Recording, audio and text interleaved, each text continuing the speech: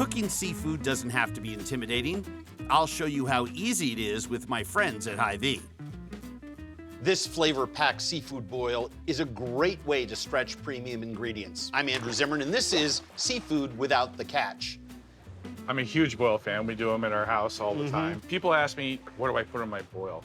You can put clams, you get the mussels in there, shrimp is a must. Yep. But we recommend, like, when you're doing the boils, use the shell. Yeah, It's part tons of of the party. flavor. You know, you're eating with your hands, you're peeling the shrimp. There's more flavor in the shell than the body of the shrimp. That's a great way to incorporate crab. It's not gonna break the bank because you don't have to have right. a bunch of crab. But it's a great way to show off a whole variety of shellfish. I like lobster because you can extend an expensive item. We carry a cold water lobster and we carry a warm water lobster. Texturally, warm waters are a little bit softer, Yeah. more like crab. I think they're great in something like a boil because they absorb a lot of those flavors. All right, let's get this seafood in the pot. My favorite one-pot seafood wonder probably has to be the Cajun-style seafood boil. And you don't have to travel to Louisiana to do it. A pot of water, almost at the boil, habanero pepper. I'm just gonna drop that in. I'm gonna cut my onions in half and put them in. I do not peel them. This meal, I like to stay true to the roots, keep it nice and rustic. Lemon halves, squeeze them, drop those halves in. Some bay leaves, parsley. I'm gonna cut my head of garlic literally in half and expose all of those beautiful garlic cloves. I have my Zatarain's boil right here. I want all of those chilies and seeds, herbs and spices. It is going to become so aromatic. I'm gonna put cayenne pepper in there. I'm gonna make sure that my water is salted. The water is seasoned. We'll let that simmer for 45 minutes before we layer in the rest of the ingredients based on the cooking time.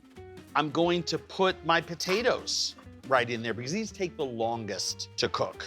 One thing that we could take care of now while we wait, let's get some crab. I cut this right at the joints. I just finished separating those pieces that are closest to the body that include the lump. Lobster, it's easier to cut through a warm water lobster where the shell separates from itself. Just come right through. All right, that's simmering. So we know the potatoes probably have about 12, 13 more minutes left, and everything is keen off that ingredient. So I'm gonna add my andouille sausage. I'm gonna add my corn. And I'm gonna add my big, beautiful cherry stone clams. And now we wait another couple of minutes before we add our bigger pieces of lobster tail. And then these will go in during the last 3 or 4 minutes of cooking.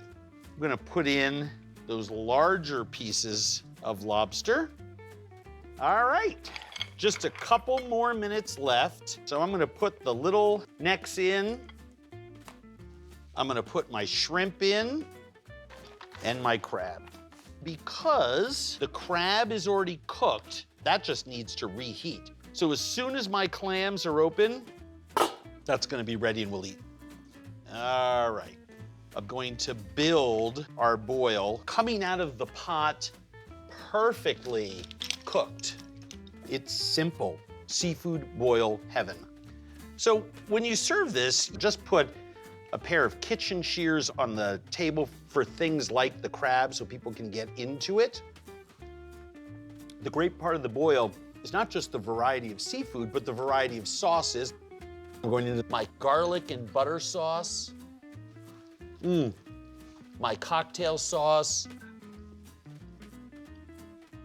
remoulade sauce. I have no problem throwing down one of these to you, to your health.